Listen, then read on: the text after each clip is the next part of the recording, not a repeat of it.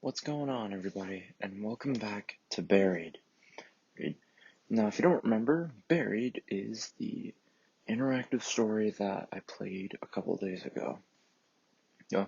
Now, before I enter this video, I'm going to talk about the formatting for the rest of the series, just for a moment.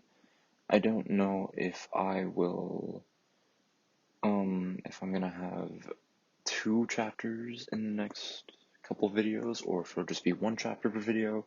We went through chapter 1 the last time, but didn't go through anything further. There's a total of 5 chapters, which means if I do 2 chapters video, I'll go through chapters 2 and 3, and then go through 4 and 5 next time. Now, I know that the chapters from here on aren't as short as the first time, so I am going to I'm just going to see how long the recording goes for this, and then depending on that, that'll decide if I'll do more than 1 chapter per video. I'm not going to say much else apart from that. Now, before I do continue, I'm going to transition to the next one. Here we are. Welcome back to Buried. Now, this is not where we exactly left off. This is just the next, not slide, I don't know what to describe it as. Sorry about that. But it's the next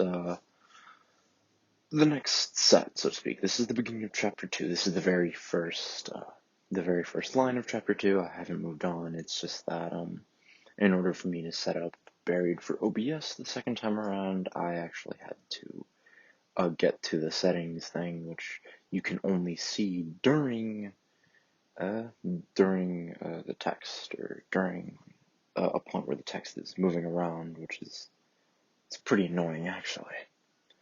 But either way, let's start. I'm not going to waste any more time. Sorry for that. We're standing on the thin platform of what looks like a fancy subway. The rails look well used, but not old.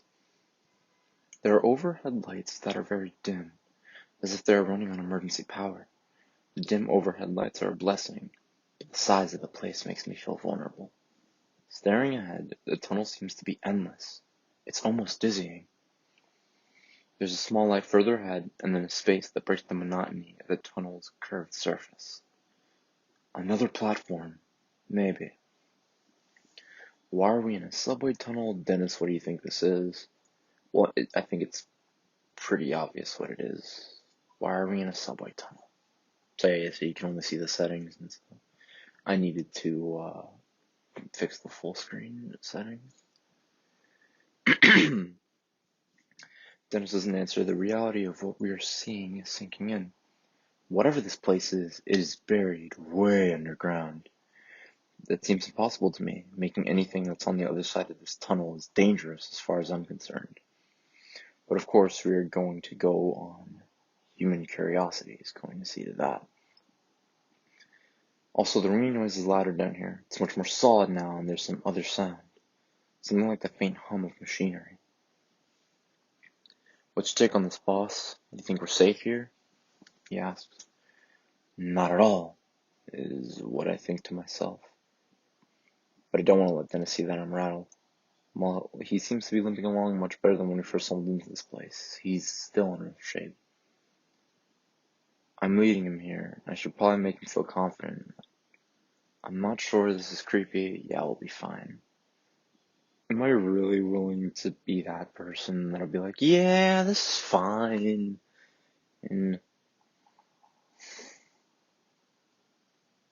I mean, I don't see the danger in this yet, right? This thing is just a subway tunnel underground.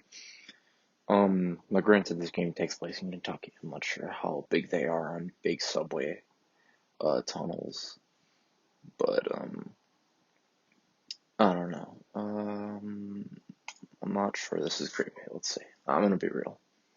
You told Dennis you were scared. I think we could officially say that we have no business here. If you want the truth, I'm a little frightened. A place like this, buried under the woods. It just doesn't feel right. I feel like we've walked into a trap or something. My lack of confidence is mirrored in Dennis's face. If he wasn't uneasy before, he is now. From the looks of it, we can either go left or right. The left slightly lit. but the right not so much. This makes me uneasy because I get the sense that one wrong turn in a place like this could leave us wandering for hours. Suddenly I jerk my head to the right as I hear the unmistakable sound of someone walking. "Did you hear something?" I asked Dennis, my eyes straining to see anything in the darkness. "Not sure," he says. "Maybe. It sounded like footsteps." I wait a moment, but the sound doesn't come again. Those are our options. To the left are flickering lights, indicating I will at least be able to see. There's also the hum of machinery, a sign of life. To the right is just darkness, but we also heard footsteps in that direction.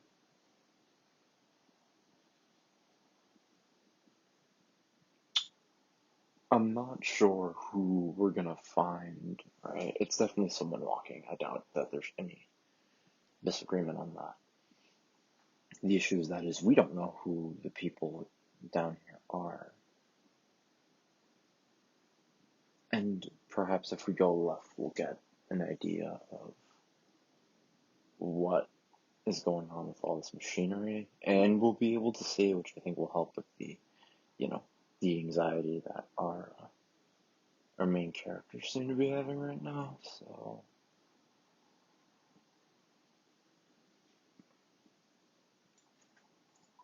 let's go left. You decide to go into the lights. Seems smart to stay in the light. Left it is. Continue. This game is a lot of reading, so sorry if I have to clear my throat every now and then. As we head left, the lights ahead are like a beacon in the dark, luring us forward. Someone left the lights on for us, trying to be funny but creeping me out instead. I wonder if that's a good thing or a bad thing to say. As we near the lights, I hear the hum of machinery grow louder. Doesn't sound like any machine I've heard before. As the light increases, I use it to take inventory of Dennison's condition. While the bleeding seems to have stopped, the amount that has soaked into his pants and shirt is beyond alarming. How much further can you walk? Can you keep going? Yes, he says. Let's walk into the deep tunnel that has no business being here. Now fully stepping in the light, I notice that the sound of machinery is coming from an area on the left side that is protected by a guardrail. Wisps of blue light dance on the walls as they leak out from whatever's below. I also notice a sign that says danger, severe radiation poisoning threat. No, we're gonna move on. Dennis, I don't think we should get near whatever it is down there, I say. It's like the light a bit longer than the odds. Considering enough of this, I don't think we need to add radiation poisoning to the list of his ailments. Or mine, for that matter. Step away and take off down the tunnel again. Start walking and notice another structure coming into view up ahead.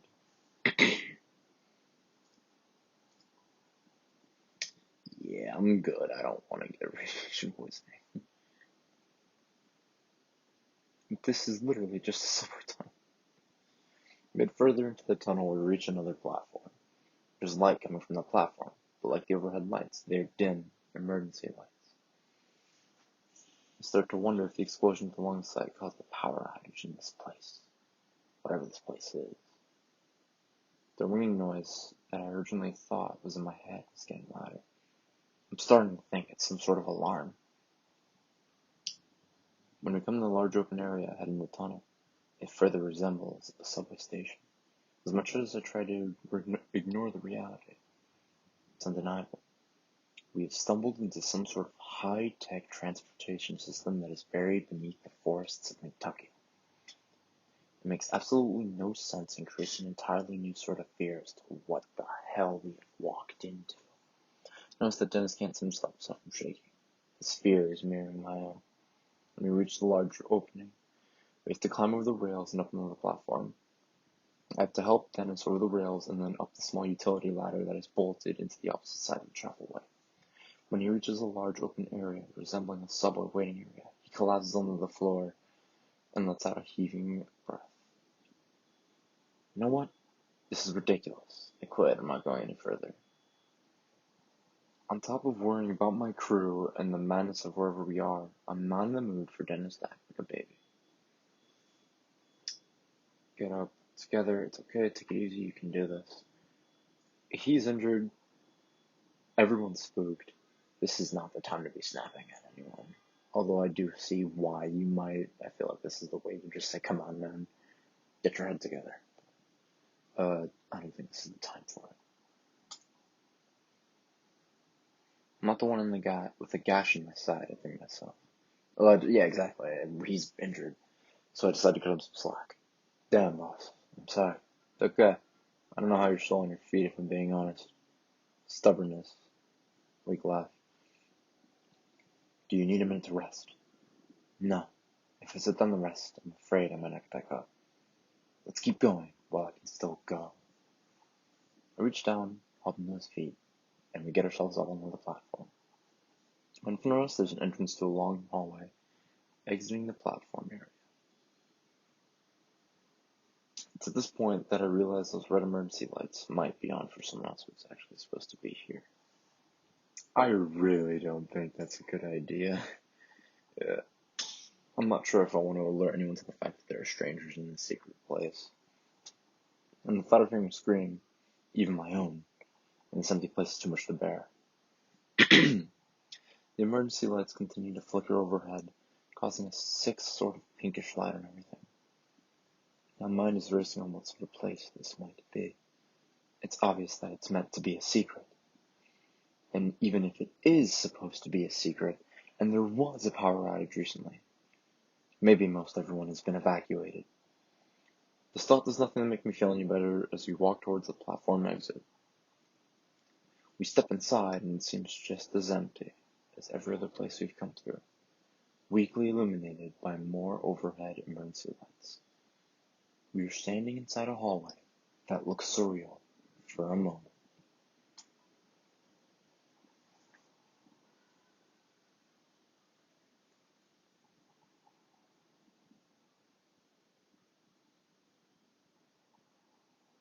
The hallway reminds me of a hospital wing, but there's something not quite right about it. It's the first clean and tidy area I've seen since coming into the woods. Looks like it was recently in use, despite the dim emergency lights overhead.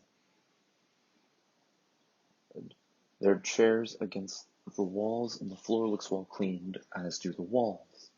The ringing noise is definitely coming from here, and a small flashing red light along the ceiling seems to flash along with it. That ringing noise is an alarm. I say, as if only to confirm my own thought. But for what? He asks. And he asks the question that's been on my mind since we found that hole.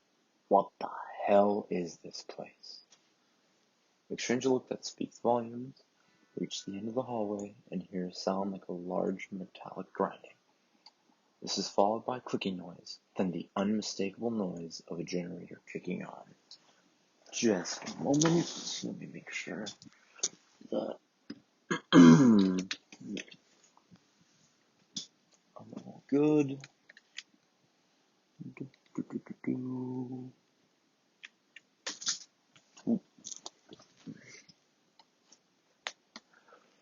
Okay, should be all good to continue now.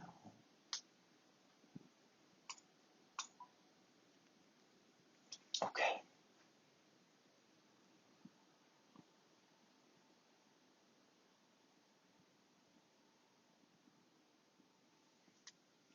Without warning, the facility jolts to life. The red glow of the emergency lights is suddenly replaced by bright white fluorescent ones. That mechanical hum is oddly comforting. Somehow the power being back urges us on. It's then that I notice the ringing noise has stopped. So it had been an alarm. For what? The power failure? We head down the hallway, the electric hum of the lights sounding eerie overhead. Other than that, the place is dead quiet. The hall is about 100 feet long, with two main doors. One door opens into a large room that looks like a conference room with a whiteboard and paper strewn about. Across the hallway is another door, looks like a laboratory of some sort. Dennis slumps against the wall on the feet and lets out a scary sounding chuckle. Something funny? I ask as a dark and brooding panic starts to grip me. He just keeps chuckling as he slides on the floor. I'm just gonna sit here while you look around. Just looking in his eyes, that reminds me far too much of a dead animal on the side of the road. We don't seem to react much to it otherwise, though. Into the conference room, into the lab. Conference room first.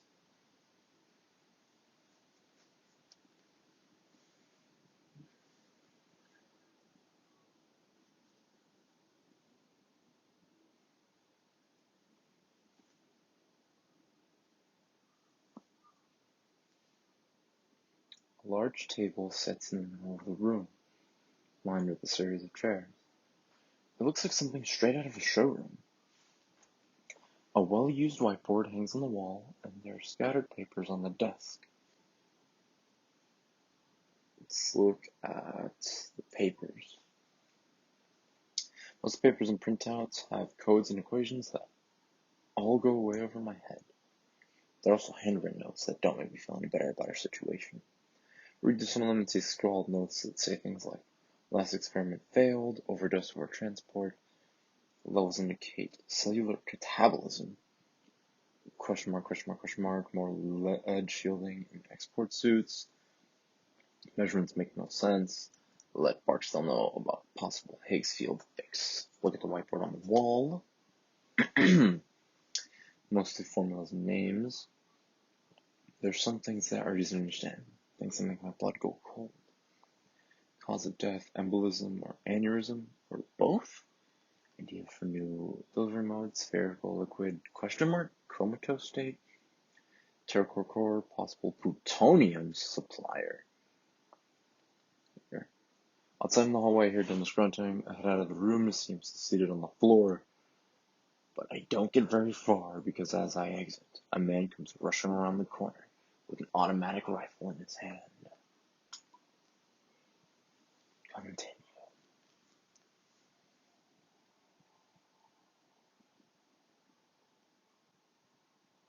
It's hard to look beyond his rifle, but the man carrying it is young with messy dark hair. His skin is so pale that I wonder if maybe he lives down here. He has the look of a guy who's been coked up for a little too long. He does not seem like the kind of person I trust with a gun in a stressful situation. He's in the doorway, he screams and brings the gun up, aimed directly in my head. Don't. I doubt he can shoot. I don't know. I'm injured though. Alright, hold on, let's de-escalate the situation. Who ends up near surprised how natural it feels to go into a surrendered state. Maybe it's because this feels like a dream. Maybe it's because I feel like I'll snap awake if this maniac pulls the trigger. Who are you and how did you get here? Before we can answer, he continues speaking. I don't recognize you. If you're here, you would have had to sneak by the security mics in the entrance hall. What? Who are you? Did you do this?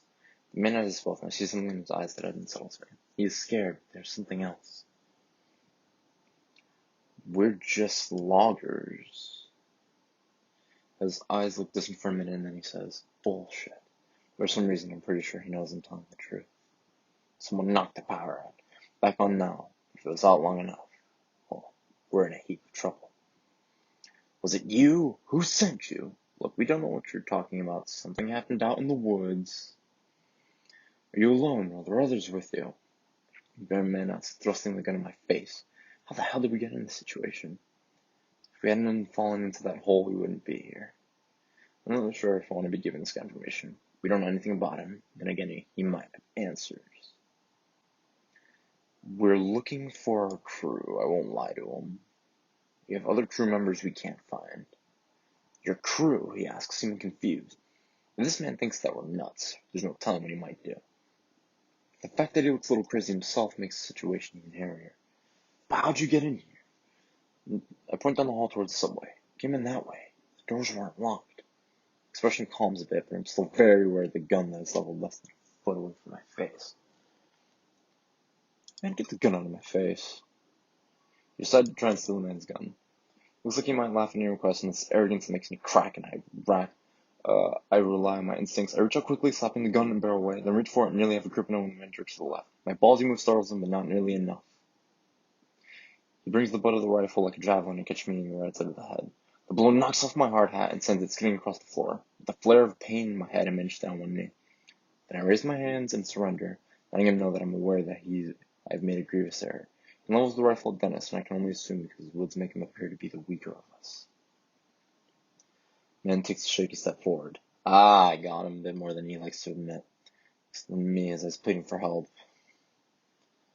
Step between Dennis and the gun. What are you doing? Come on now.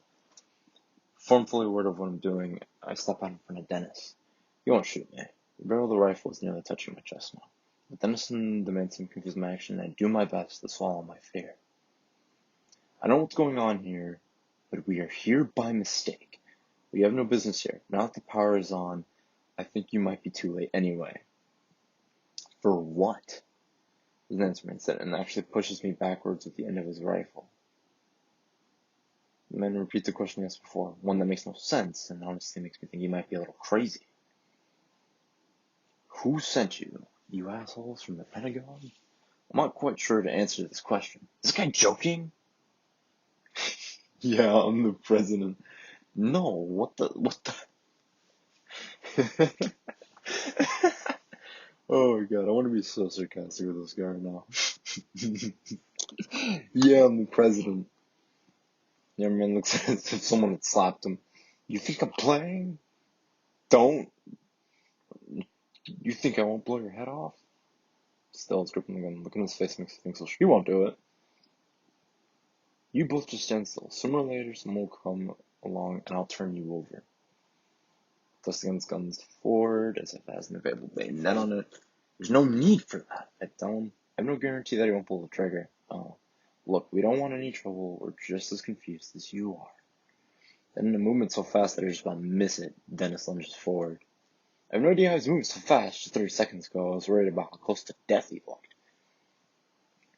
Now that he's moving lightning fast, his left arm coming down on the barrel of the gun like a club. The motion of the man does pull the trigger, the booming noise is deafening, and there's a moment where I think I've been hit. It takes the clanging noise of the round tearing on the floor of my feet to help me realize I have not been shot. Look at the floor where the shot missed my right leg by less than 3 inches. Paralyzed, I'm in shock for a moment as Dennis and the man fight over possession of the rifle. Fire extinguisher on the wall gives a bludgeon, but I might not have enough time to grab it before Dennis is overpowered.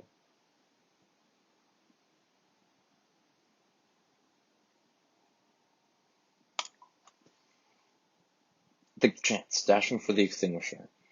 By my absence gives the man enough time to pop Dennis inside the rifle. There, Dennis will banner up the extinguisher from the wall and instantly lift it over my head. Man knows what I'm doing as I come barreling across the room, but he's too late. Bring the extinguisher down quick. He doesn't have time to adjust the rifle for a clear shot. All he can do is partially block the blow, which he does poorly. Hit him between the neck and the shoulder along his right side. He hollers out and falls awkwardly to the ground. He's looking at his face, and I wonder if I maybe knocked him out for a moment, but he slowed his gun, but his hands are limp. He looks extinguisher heavy in my grip. I hit him again to make sure he won't be a threat. He kept hitting the man after he was down. I'm not a violent person by nature, so drawing the extinguisher back a second time feels almost sickening. This only increases when I strike him along the side of his face. Roger, what are you doing? He's defenseless now. Pull back at the last moment, take some of the force out of it. But there's still a degree of damage done. Right side of his cheek is split open, the skin peeling back and letting in a steady flow of blood. Dennis grabs the rifle and instantly hands it over to me. I take it with shaking hands. He's still wincing where Marcus knocked him while I look. We don't know his name. I think that's a glitch, but we don't know his name. Well, I headed for the fire extinguisher. I can't believe he stepped between me and that gun. He could have killed you. I was pretty sure he wouldn't, although I have no such thing. Still thanks, man. That was some heroic stuff. You would have done the same, right? Says nothing. I don't think you need to keep hitting him like that. I don't say anything. He's probably right, but it was too much of a risk. What do we do now, boss? Come this far and I want answers. I sense that Dennis does too. Walk over and pick up my hard hat off the floor. After placing it on my head, I turn towards the man. Yeah, we get answers from this guy. No answers. Skillish, man, where I let loose on him. I don't like this guy. Okay, let's move. Come this far, and I'm not gonna let this guy stop us. Walk down the hallway until we come to the end. Single elevator waits for us. It's steel sliding doors larger than a normal elevator. Well, you know, I don't feel bad.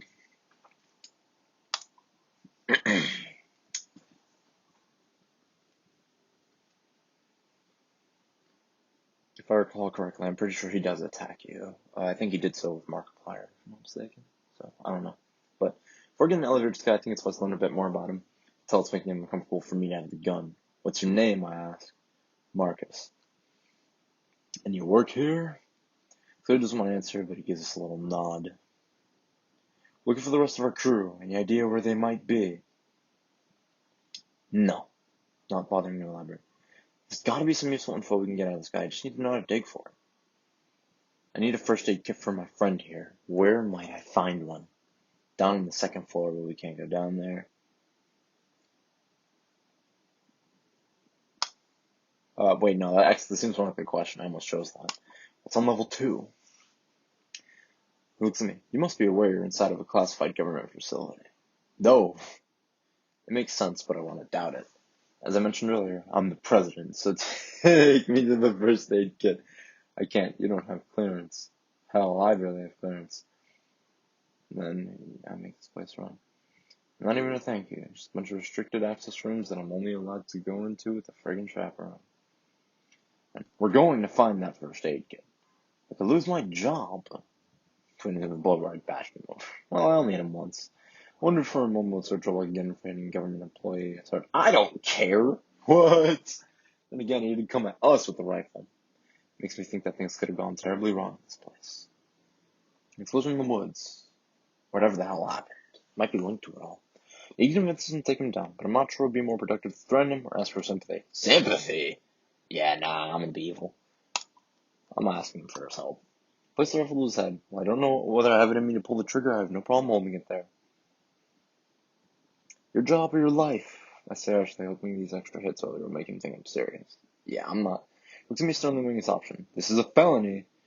But I can tell he's not gonna fight me anymore. Good. Now take us to the second level. Interesting stare. He walks to the elevator door, approaching a small keypad. Punches a numerical code, and we can hear a slight mechanical hum behind the steel doors. A few seconds at your glasses, and frightened steers from Marcus. The elevator arrives. The doors open with a whisper, revealing the interior. Your job or your life. This is a felony. I don't care. You're not gonna report us. It's exceptionally well lit and looks to be made of stainless steel. I half expect this thing to take off at the speed of light. There's another small keypad in the front right panel by the door with the options to sublevel floors. Looks like this elevator doesn't go to the surface. Sorry. So after we get a first aid kit for Dennis, how do we get out of here? We can't leave. Once the power came back on, the whole place is going to lockdown. What? You can't overwrite it? No, it's to prevent anything from getting out. I can't. We can't get out. We're stuck here. Dennis leads into the corner and almost falls to the floor. The struggle for the rifle to grab, and I can see that much of his face. Suddenly, we start to move down the hum and grind of the car's motors, full of space. What can you do? This is the question, but I think it's fair. I mean, he's not allowed to unlock the doors or even get medical supplies, so I keep a guy around who can't even grab a band-aid without permission. True. Without me, nothing will get done here. People think they're so brilliant, but some of them can barely turn their computers on without help. What is this, IT? Top quarter in my class at MIT, and I'm stuck looking underground helping idiots who don't even trust me with keys. What goes on here? You may as well shoot me, I can't tell you. Why not? Unclassified, and the things I know don't even cover the start of it. What does that mean? Starting to get irritated. It means that even if I wanted to tell you what sort of work is done here, I don't know enough about it. How big is this place? What's your job? I know the IT work to make sure the database is up and running. It's a 24/7 job. I haven't seen sunlight in almost a year. And what studying in a place like this for that long would do to someone's mind. I was recruited because of the workload. No one else wants this job. But I don't really mind being by myself. No family. Plus the IT, some crazy shit. Crazy how? Place generates over 100 terabytes of data per day. Oh, that's a lot. Whoa, that's a lot. What happened here would knock the lights out? That is a lot of. I'm just gonna say that's a lot of data. 100 terabytes per day is kind of nuts. What happened here? What knocked the lights out? What knocked the lights out? Seems like some sort of power outage. That's all I know. There was an outage, and then what? Then it sounds clear.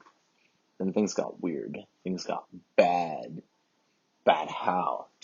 The whole place seemed to shake, and then the lights went out. I was checking the monitors when it happened, and everything went dead. It took no more than a minute or so before I started hearing the screams.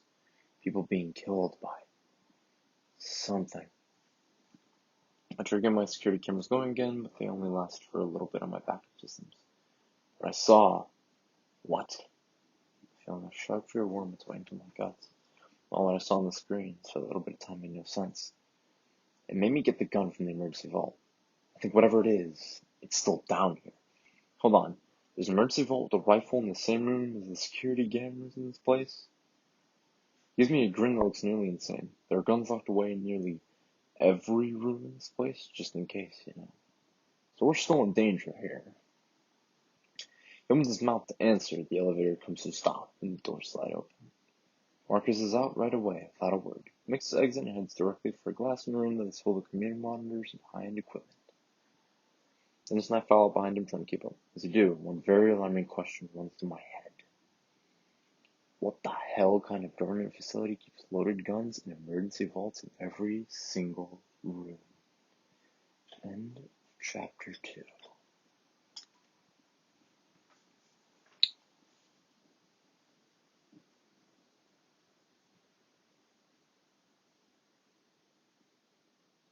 Curiosity. I obeyed the warning sign and stayed away from the glow. Selflessness. I stepped in front of Dennis to protect him from Marcus. Mercy. I kept hitting Marcus after he did not surrender. He did not surrender. I hit him with the fire extinguisher. He did not surrender. Now we're taking a look at my recording. I've been recording for about 32 minutes.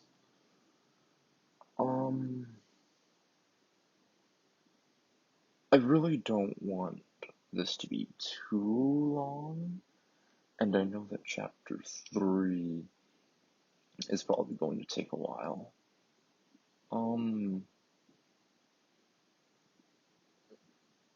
Yeah, so I think I'm going to basically end off there. I think that's a good place to stop.